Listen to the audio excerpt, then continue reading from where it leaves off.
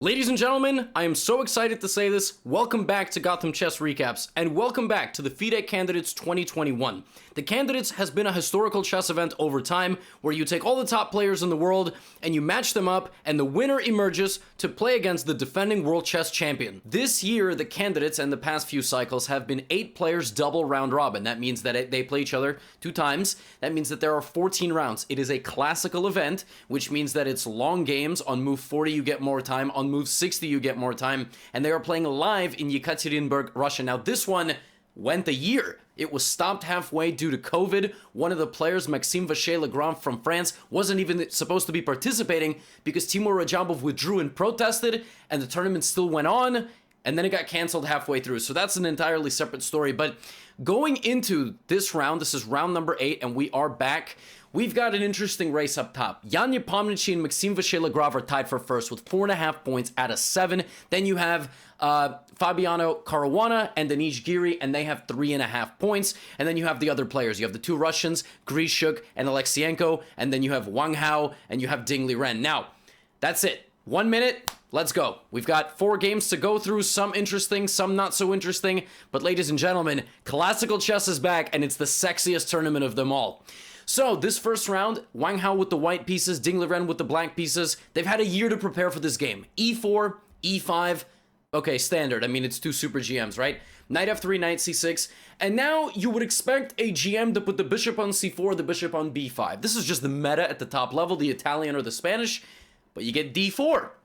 That's known as the Scotch opening. Now, okay, the Scotch is known as being okay for black, and the critical main line in the Scotch nowadays is this move knight to f6, immediately putting pressure on this pawn, volunteering yourself for a doubled pawn structure, and even an attack on your knight. This is all considered the main line. Here's why. Because after queen to e7, you pin the pawn to the king, the queen comes here, and now you play knight d5. And again, you bait white into just taking some space and attacking your knight, but you trade off the fact that after this move c4, bishop a6 is possible. And black is basically saying, look, doofus, you can attack me with as many pawns as you want, but I'm going to keep my pieces in the center of the board and get development. It's a very non-standard position. b3, g6, and now we go deep into the rabbit hole. This is the 4th most popular move in this position, bishop to a3.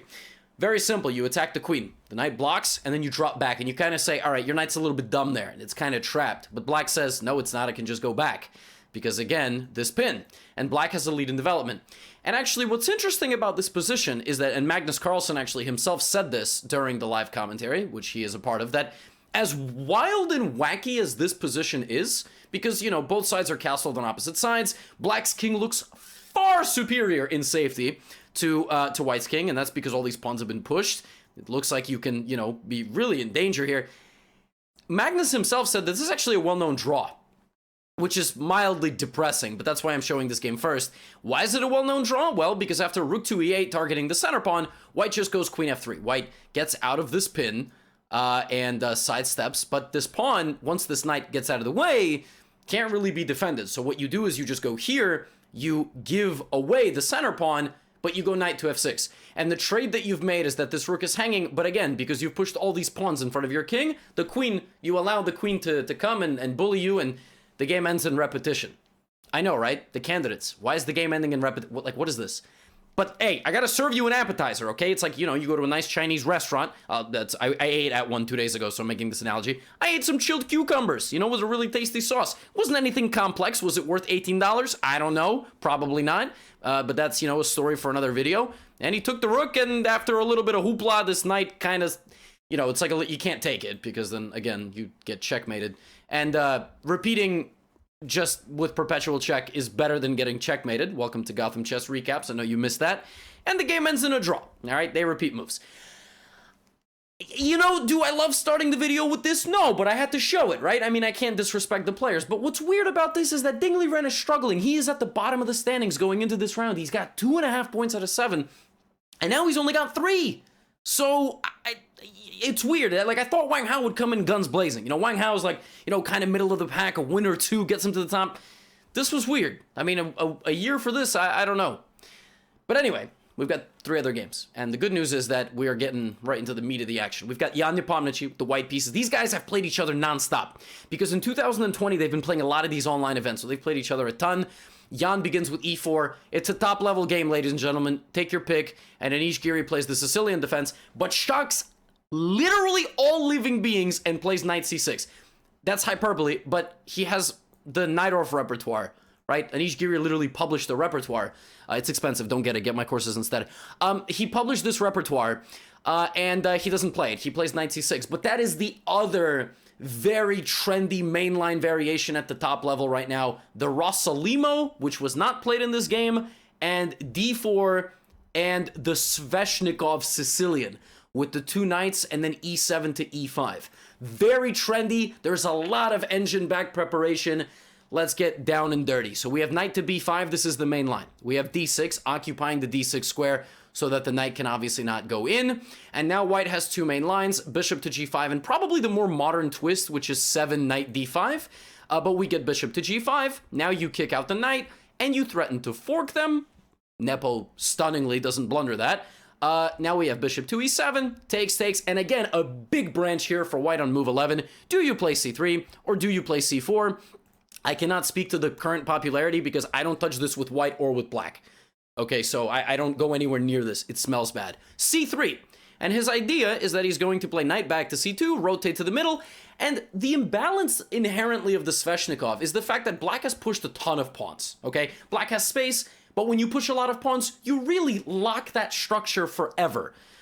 You have space, but, you know, I dominate the light squares in the middle of the board. White has 3 pieces that fight for light squares. Black has 2. This bishop doesn't fight for light squares, newsflash. Only fights for dark squares. But that's why in a lot of positions it goes to g5. It will go there in a few moves and try to fight for the entire diagonal on its own. So we're literally going to see that in a few moves. There it is. And now Nepo has a big choice here as well, and he plays g3 and h4. And he just isolates the bishop over on h6. He says, look, that's great, but it's all air. I mean, if I just play around the bishop, it doesn't really matter. And what he wants to do is suppress the movement of black's queenside. Black needs to mobilize with the pawns, and that's why a3 and a5 are played. I mean, this is how the top guys play. It's the little nuances. And the one thing you're constantly monitoring in these positions is whether or not black can successfully play the move f5 as well. Like, whether or not that's a good or a bad move. If it's not a good move, then you need to get rid of this knight, maybe target it with the bishop, maybe rotate the knight back this way, or I'll just shut up and I'll let Anish show you how to do it. But I should also just include the fact that at this point, no known moves anymore after queen to d3. Whether this was inspiration over the board, I don't quite know how long Nepo spent on this move. Actually, according to I think I do see it, but maybe not. I believe he spent some time on this move. So, queen to d3. In fact, it literally says that, yeah, he spent 10 minutes on this move. I think that's correct, the timestamp. Knight to e7. Knight to e3. Remember, white has an outpost square in the center of the board. They want to dominate that square and stockpile pressure on this pawn. So what does Anish Giri do? He chucks that bishop because it's important. And now we get knight back. Why would you do that? Why wouldn't you just take with the queen? Here's why. Because if you take with the queen, this trade is a blessing. It's a blessing for the black pieces.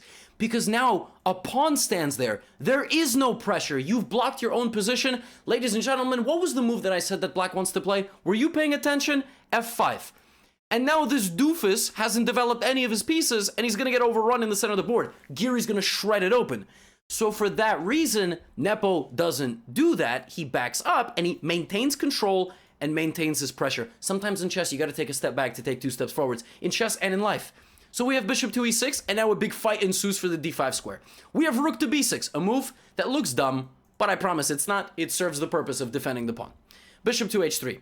A peculiar move, but with the intended purpose of trading this bishop and winning control over d5. So what does black do? It's like they're playing tag. You know, I'ma get you. No you're not. So now the rook has to move, and queen to c7. Castles, rook b8, rook c1. Let's bring the rooks. Rook to c6. Clearly, Anish is on the verge of making something happen on this side of the board. Bishop to g4, h6. Surely he's on the verge. Oh, okay. Oh. What? No. Hey, oh, they repeated. Like, just when we got going. Folks, just when we got going. Magnus Carlsen said, again, you know, he was there. He said he said that if you could make him list like 10 different things to do in this position rather than repeat moves, you know, he would be sitting there for an hour talking. He said there's not enough time in the world to list all the things he would rather do in this position than repeat moves. I'm paraphrasing, but that's basically what he said. Because the position is so full of life. Now, if you ask me what to do in this position, I'm going to say, Just hit up my friend Magnus, who plays this position with black all the time, because he plays the Sveshnikov. But there's a lot of life here. So the decision makes sense theoretically for both players. Why? Nepo's leading the tournament. So half a point, he stays up top. Now, he doesn't know what's going to happen on the other board, but for Anish, draw with black. Relatively effortless draw with black, right? So he maintains in the race, and he can win with the white pieces, which is sort of, again, the meta. At the same time, you could say, what the heck? Like, okay, all right, whatever. I mean, but here's the good news, ladies and gentlemen. We're done with draws for the rest of the day. Drop out of art school. It's game number 3. Kirill, Alekseenko. Now, the one drawback of this game is the fact that these guys are not in contention. Going into this round, Kirill Alekseenko has 2.5 out of 7. Grischuk has 3.5 out of 7 after drawing the first 7 rounds in 2020. And Grischuk also was on record back when that was going on saying, you know, it's a really depressing atmosphere here. Everyone's like in a mask. You can't leave your hotel room because, you know, COVID started COVID started and the candidates started like right around the same time. At least, you know, as it pertains to Russia. So now we're back. There's more energy. E4 and E6. The French defense. Okay. D4, D5, knight to C3. This is known as the classical French. Black has a big option here. Go into the Rubinstein, play into the Wiener, or play the classical. So we have knight F6. This is known as the Steinitz variation, where black absorbs the lack of space, but fights back with this move C5 and knight C6. Many games I've been played in this position. I myself have played this with black many times. Bishop to E3, C takes D4, queen to B6. Again, very standard, and black wants to go here, and white allows it. Why? Because black will lose precious time. Keep that move in mind, because it might look familiar a little bit later. Rook to B1, queen A3. And essentially what white is saying is like, bro, I don't care about this pawn. I have an active rook, and I have all my pieces out. Like, I'm going to develop my final piece, like, right now, maybe. Yeah, how did Gotham know that? And now, you know, what's going to happen is your queen's a little bit stupid. Like, it's just made, like, way too many moves, and it's going to be a permanent target. And as you see from the opening, he wins back the pawn anyway. And now Grischuk plays queen to h4. So the idea of this move is that you either have to retreat or make a weakness of the light squares. So the queen will hang out near your king, and that doesn't look very nice. So, I mean, maybe he will also just go back and argue that, okay, you've weakened your light squares. I don't know what he would have done, but that is not what happened. Alekseenko trades the queens. Okay, what do we have? We have an endgame. We have an endgame. We have 2 rooks, bishop-knight versus bishop-bishop, and 6 pawns each. Who is better and why? How do you evaluate this? Number 1, material, equal. Number 2, you know, after you count material, it's king's safety. It looks like white's king is a little bit, like, not so safe because it's out in the open, but, like, which of these rooks is going to jump over everybody to it? Like, no one, right? So I would actually argue white's king is a little bit safer because at least you're, like, targeting a piece near the king. And then piece activity in space. And white is winning on both of those fronts because you're not going to tell me this bishop's anything. I mean, it's staring at nothing. And this bishop is taking away squares from the opponent. You're about to open up the doubled rooks, so white is a little bit better. Bishop to e7, knight back to d1. Now, that's a strange move.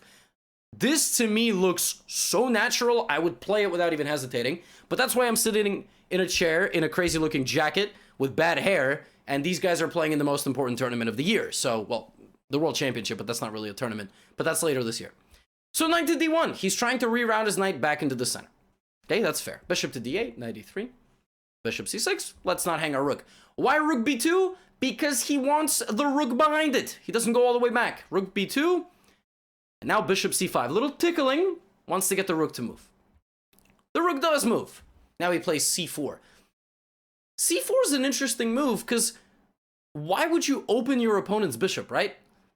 Well, I think what Alekseenko was saying here is that I dominate the queen side.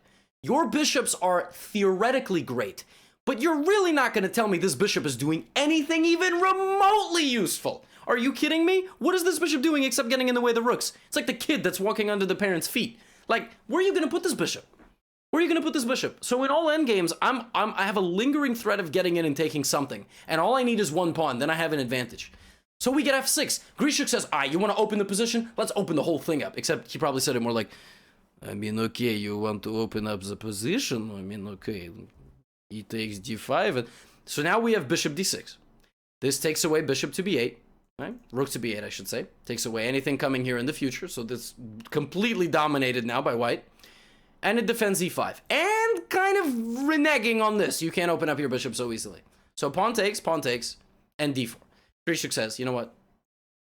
I am going to open up my bishop. But your pawn's a little bit weak. So knight to f5, he goes after it. d3. It's like, he's playing tag with his pawn now. You can't, Oh, no. All right, active king. Now we get bishop to b5, although the computer here suggests a very funny move, which is d2. And it's just arguing that, like, the bishop now can... I don't know. It's a computer. I don't care what it thinks. Bishop b5, king to e4.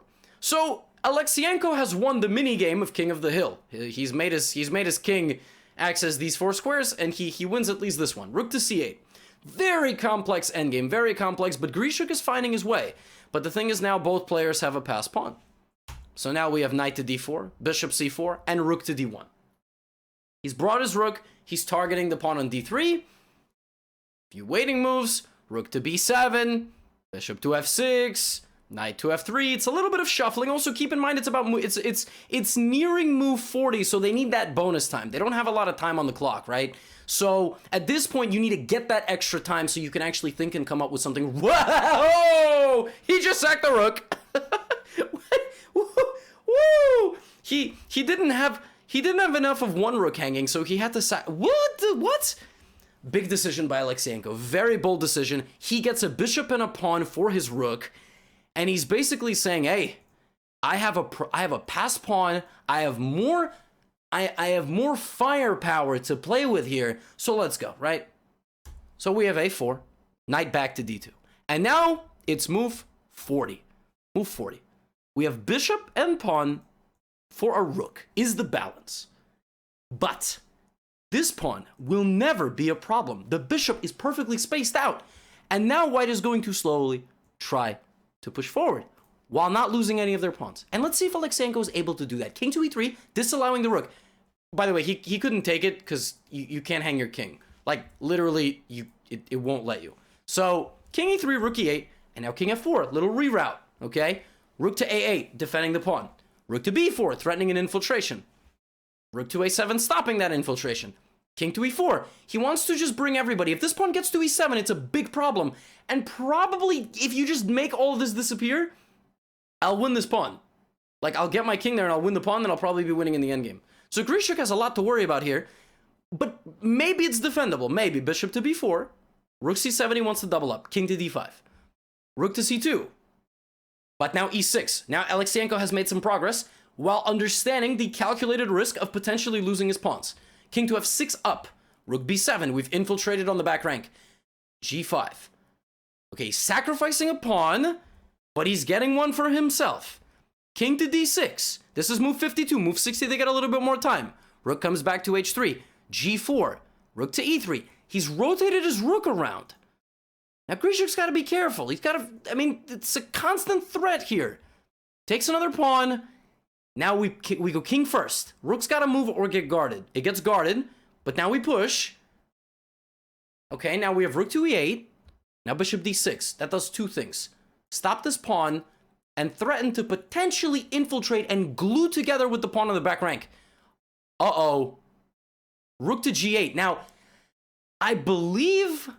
Machine shows that you can play like king f5 here, although again on depth, low depth, I would be, you know, and the idea is that bishop to d8, you can like bring your rook. I think my analysis was like, first of all, you can give a check, so I guess you can't rush with this, and then if bishop c7, you just go back, and if I give you like check on e5, you just basically hang around.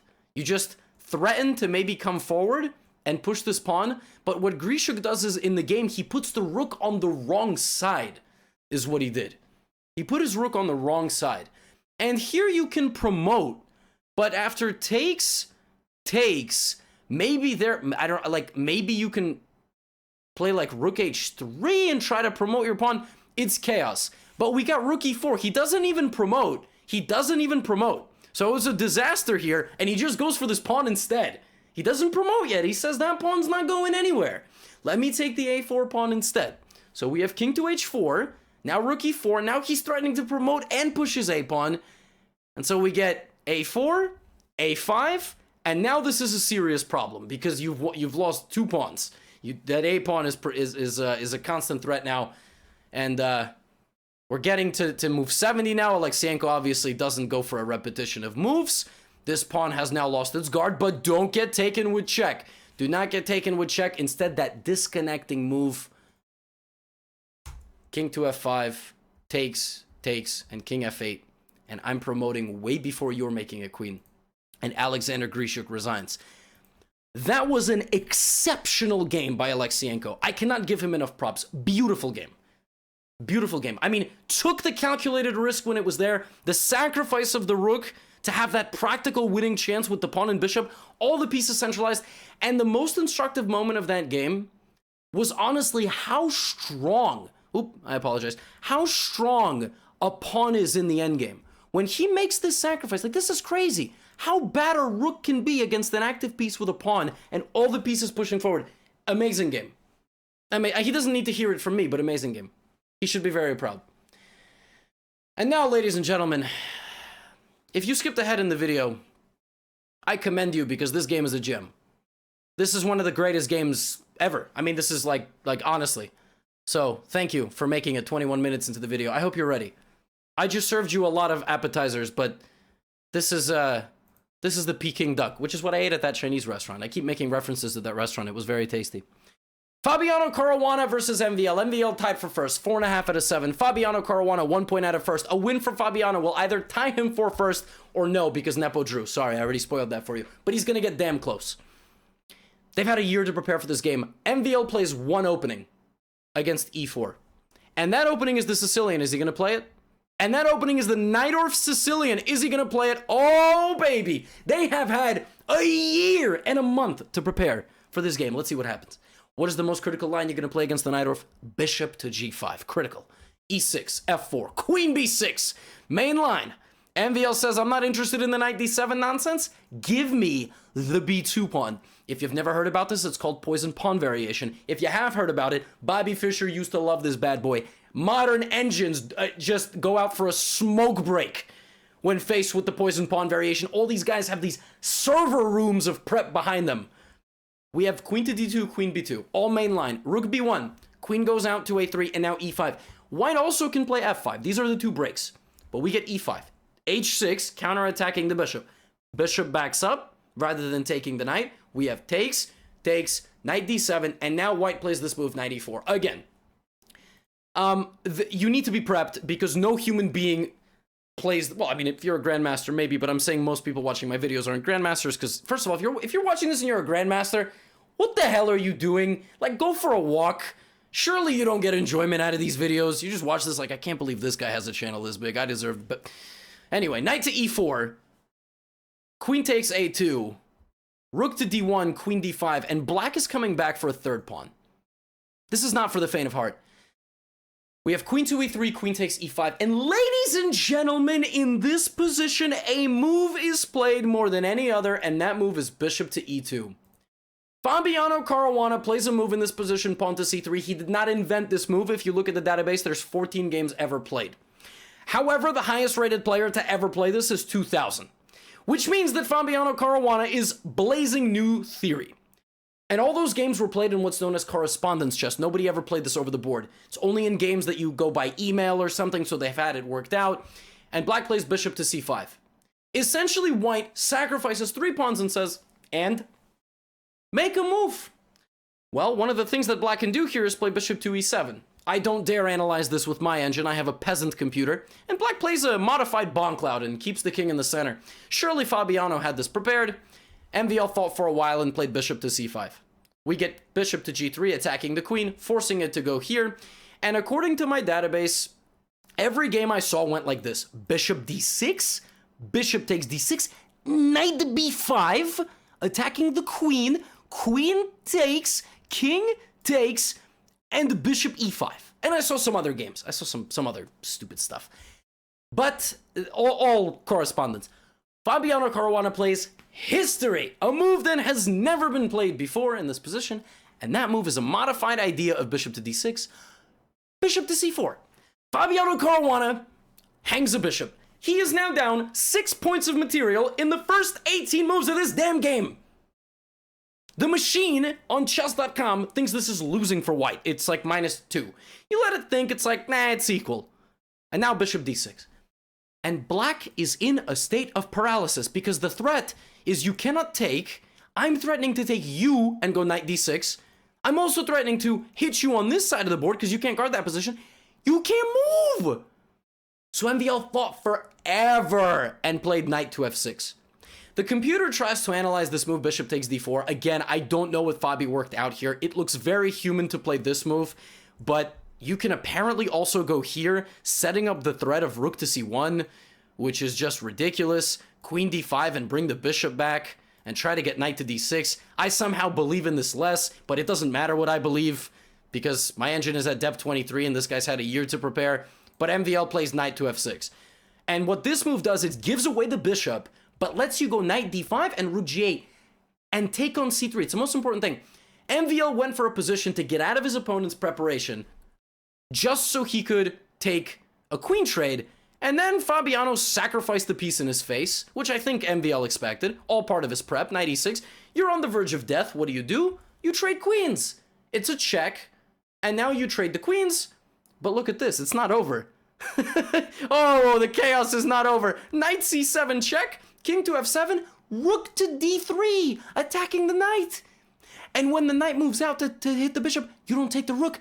Short castle, move 27 with check. Where are Fabi's pieces? Where are his pieces? Where are they? He has no pieces left. And then finally he takes the rook. And the count of material here is rook versus knight and 2 pawns. Now, practically speaking, this position is a nightmare for black to play because your 2 pawns, how are you ever going to move them? You have to move them. If you move one, you weaken the other. And in the endgame, it's all about which trade you want, right? So we have knight here, and now knight b6, and now a big question, do you let me trade or do you move your bishop? And he allowed the trade to happen and then got out. And basically, the bishop is better than the knights in the endgame because the bishop has a laser beam effect. You can see the other side of the board. The knights are clumsy. They need to stay close to things or else they're unguarded, right? So we get rook to c7, rook to f4. Now the knight has to get out. And now, again, machine still thinks it's equal. It doesn't quite understand how difficult this position is practically for a human to play. And so now MVL makes kind of a very first slight, I don't know if it's inaccuracy, but he splits his pawns. But MVL's logic is, it's equal. I will defend this position. But that's all a human needs is weaknesses. h4. The idea of this move, take a little bit of space, maybe kick the king back. Now, the way you win this, keep at least 1 pawn. At a certain moment, a rook trade is going to be good. At a certain moment, it won't be good. h5. So he's made MVL commit to that structure. Now rook to g3, and now rook to g5. Utilizing the pin to go for the h5 pawn. MVL plays check, the king moves, and knight to g6. Little clumsy here. Rook is hanging. That pawn's under pressure. So we get rook back to f2, knight h4, rook h5. I told you that Fabiano Caruana needs 1 pawn. King and rook versus king and knight is a draw. It's a draw. But with a pawn, and whichever pawn it ends up being, it's a major difference. So we have knight back to g6, rook to h7 check, king e6, rook takes b7. And now knight to e5, centralizing, rook here and rook here. And MVL says, let's trade.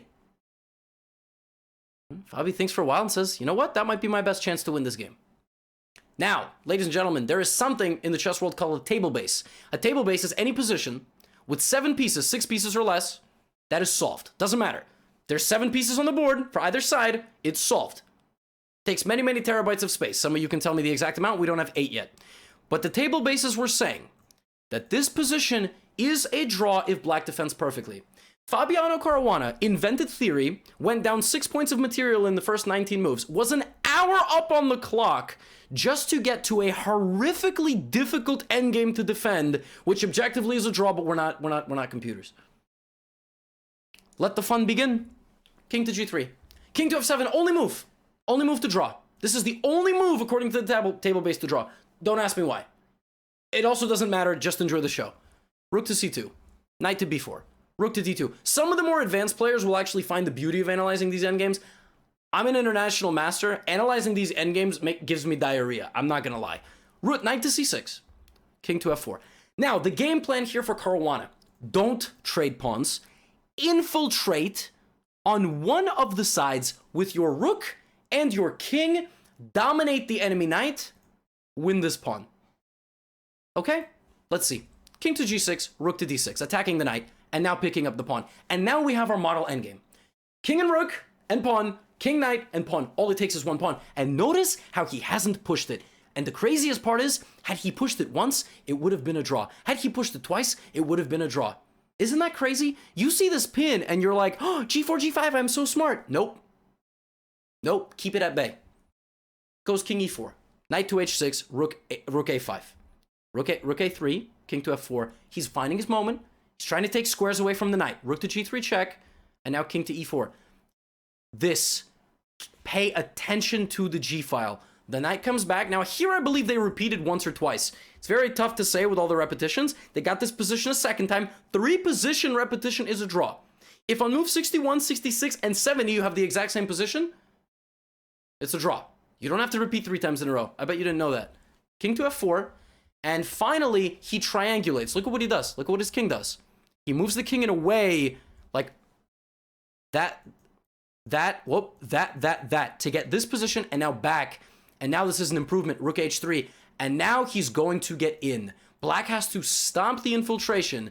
And now we get rook to a3. He's threatening to come from the other side.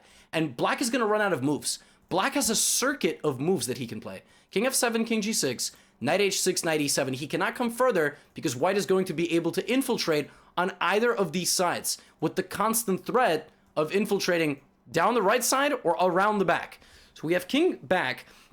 And around these moments, the game was fluctuating. There were moves where it was back to a draw according to the table base. But again, it's a disaster. It's a disaster dealing with this. And finally, he got the setup. Move the king in front of your rook. Here's the problem. Knight to e7. If the king goes to g7, you play check here. And the most beautiful at point, take here, and this is winning. The king and pawn endgame is winning. It's winning because the king is dominated, and then and only then you bring the pawn. It's gonna take you 75 moves to move your final pawn, but it's winning. This is beautiful chess. This is beautiful chess. I mean, it's just incredible. It's mind-blowing watching this. 70 moves, and that the final pawn is going to win you the game. So for that reason, we got knight to e7, but now the king is coming. And now, yes, you have knight to f5, for example, or knight to d5, but it's not good enough. It's not good enough. And now he plays g4. Why is g4 winning now? Because king to e5, well, for example, let's just say black played like knight to e7, king to h6. And now the f5 square has been taken away, and king is coming to g7. So for example, let's say king e5. Let's say I go back to f2. I'm just waiting. I don't want your king to hit me. Pawn to f5, just g5. I hope you guys are very clear on that. Knight to d5, for instance. I think you can just go king g7. And black is out of moves. For example, king e6, you have check. The pawn takes away the f5 square. King has to go. And now, rook d2. And you take, and you promote. You have to simplify. That's the beauty of this game, is that you have to simplify. It's all about that moment where you sacrifice. And, well, the pawn finally pushed. King to e5. And king to g6. And in this position, MVL resigned because he's out of moves. Knight to f4 is not when you sacrifice, because then you would lose your pawn. If knight to f4 happened, we would have gotten the most beautiful position, king f7. And now it's over, because king to e4, you can probably go back to either of these two squares. And now black is out of moves. For example, king here, then you would give a check, take this, and it's over. If the knight moves anywhere, now and only now you take here, and it comes down to one square. And ladies and gentlemen, that was the conclusion of the final game. Incredible, huh? You're glad you stayed for 34 minutes? Oh my gosh, what a day of chess. That first game took 2 minutes to analyze. Now, we should obviously look at the standings. The standings after 8 rounds, Nepo with 5, and Fabiano, Caruana, and Maxime, Vachier, Lagrave knocking on that door. But Fabi with a massive win over MVL. Massive, massive, massive win, because that helps his tie breaks if it ever comes down to it. Tomorrow we have Fabiano going up against Alekseenko, I believe. All of the matchups for tomorrow I can pull up here on my screen. Yeah, Caruana, Alekseenko, Nepo, Grischuk, Wang, Anish, Giri, and MVL versus Liren. It has been an absolute honor. It's a pleasure as always, and I will see you all very, very soon. Take care. Candidates are back, baby.